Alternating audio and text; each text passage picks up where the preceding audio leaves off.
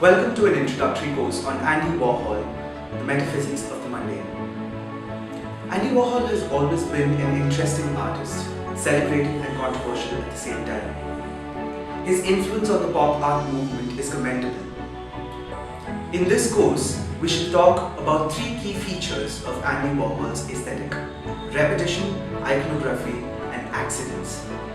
As an extension, we shall also discuss how Andy Warhol's aesthetic is prevalent in modern times and how we can use Andy Warhol's aesthetic in today's world.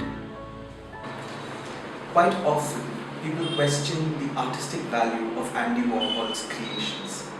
People sometimes fail to understand if this is even artistic.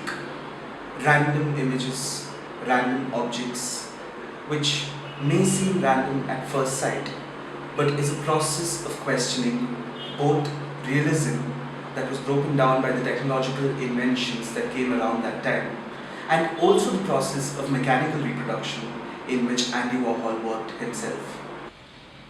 Andy Warhol's art can be read as a humorous challenge to the overwhelming sacred and speculative tradition of image making. He replaces the divine objects that form the icons of that time with objects like soup cans and toys. His images are self-referentially engaged in questioning iconography itself. The interesting point is that the mundane was not just used as it is like in Dadaism, and not just read in a different manner or as an aesthetic product, but it was appropriated into a system of representation which made his artwork very popular. Repetition becomes important here. He often repeated the images several times and also had a series of images related to topics like celebrity, death, and so on. Repetition was not precise, and this is a key factor that is to be noted about Andy Warhol's aesthetic.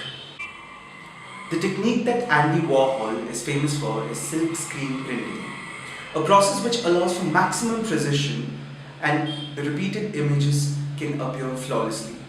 Paradoxically, he used it to illuminate differences almost as if Warhol was set out to undermine its precision, subvert the power of mechanical reproduction, and sought out accidents in the process of replication. His replication was never done using clean precision, and he varied the images that he repeated by changing the focus, sharpness, colors that he used to create these different variations. Andy Warhol once commented about his process of repetition. He said, "Everything repeats itself. It is amazing that everyone thinks that everything is new, but it's all a repeat." Warhol's serial images show the making of accidents to be unpredictable, random, and arbitrary. The differences of the series are not explained with reference to similarities such as their subject matter, etc. It is the accident that Warhol never avoids making, for the making of accidents is the making of Warhol's art. Accidents are displayed overtly on the surface of his images. Thus, Warhol's colors are unnatural, theatrical, and randomly articulate the subject. The unnaturally large size of the images exaggerate not only the flatness but the accidents which differentiate them. This becomes important because it is a step away from any aesthetic tradition that has always tried to create perfection. Andy Warhol thrived on the flaw. Warhol's self-description as a machine working in a factory should ideally suggest that images should be identical and flawless reproductions. This becomes an irony because Warhol works with the flaw. Warhol's use of the metaphor of the machine is ironical. It serves as a critique to the mechanical reproduction that was prevalent in that time. Mechanical reproduction produces the same product over and over again. Here, the difference becomes an accident, and that is what makes Andy Warhol's aesthetic interesting in modern times. We know that you're interested in art and you're fascinated by a lot of artists. So have you heard of Andy Warhol? Of course. Of course. So do you consider his work aesthetic, and do you think that his work has influenced the pop art movement in any manner? Yeah, I do consider his work aesthetic. I think it's an interesting enterprise. I mean, the whole concept of what he's doing. It also, I don't like to look at any artist's work as isolated and sudden creation of something new. There is always a larger tradition which they either conform to or they're rejecting. But even in rejecting, you are really endorsing something. So what Andy Warhol is actually doing, that is fascinating for me. The fact that, as you keep saying, I mean, talking about the metaphysics of the mundane, the Dadaists took the whatever was actually around them and read it from an artistic perspective. So it was in the reading that something became artistic, like the toilet bowl or whatever. But in the case of Andy Warhol, it's also a question of framing.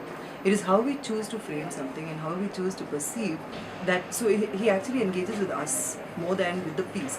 So, for instance, if you've got that can, the soup can, it's just a soup can, but the very fact that he has taken it, given it a certain frame, and positioned it in such in a very mundane manner, makes you look at it a second time and consider what it does to our imagination, right? For one, why this? I mean, why would you choose this? Does it have any significance to this culture, to this generation? All of that. Then that Marilyn Monroe series of screen prints and things. See, it's also very often when we're looking at art, we forget that the material and the media are important as well. So, for instance, so I have a problem with these sand sculptors when they make these fantastic pieces out of sand. It's such an evanescent thing. I mean, why would you even bother to invest this energy?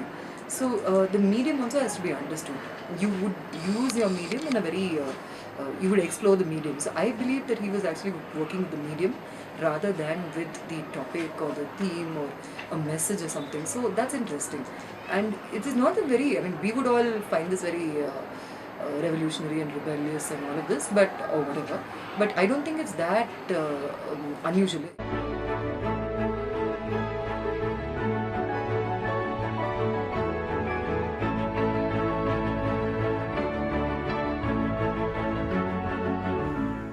Andy Warhol's style, method, technique has left its impact on pop culture, pop art in many different ways. What is interesting though is its relevance today. I live in Tavrikare, a small street in Bangalore, and on the roads I can see posters of movies that remind me of Andy Warhol's art and aesthetic.